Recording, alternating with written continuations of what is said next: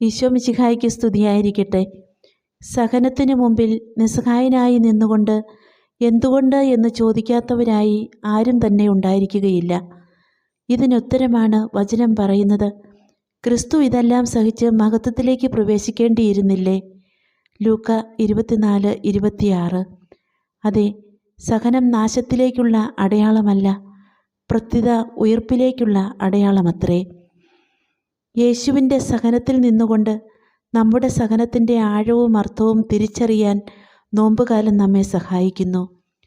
താബോറിലെ രൂപാന്തരീകരണത്തേക്കാൾ യേശുവിന് കൂടുതൽ മഹത്വം ലഭിച്ചത് കാൽവരിയിലെ കുരിശിൻ്റെ ബലിയിലാണ്. ഈ ലോകം നൽകുന്ന താൽക്കാലിക മഹത്വത്തേക്കാൾ ദൈവം സമ്മാനിക്കുന്ന സഹനത്തിൻ്റെ മഹത്വമാണ് അനശ്വരമായ മഹത്വം. കാൽവരിയിലെ കുരിശിൻ്റെ ബലിയുടെ അനുഭവമാണ് നോമ്പുകാലത്തെ സഹനത്തിൻ്റെ ബലി. അതാകട്ടെ സ്വയം പരിത്യജിക്കലിൻ്റെയും പ്രാർത്ഥനയുടെയും സഹോദര സ്നേഹത്തിൻ്റെയും ബലിയത്രേ. പരീക്ഷകൾ ക്ഷമയോടെ സഹിക്കുന്നവൻ ഭാഗ്യവാൻ. എന്തെന്നാൽ അവൻ പരീക്ഷകളെ അതിജീവിച്ച് കഴിയുമ്പോൾ തന്നെ സ്നേഹിക്കുന്നവർക്ക് ദൈവം വാഗ്ദാനം ചെയ്തിരിക്കുന്ന ജീവൻ്റെ കിരീടം അവന് ലഭിക്കും. യാക്കോബ് 1:12.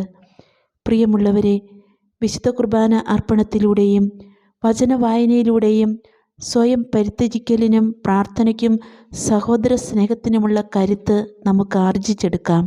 ആമേൻ.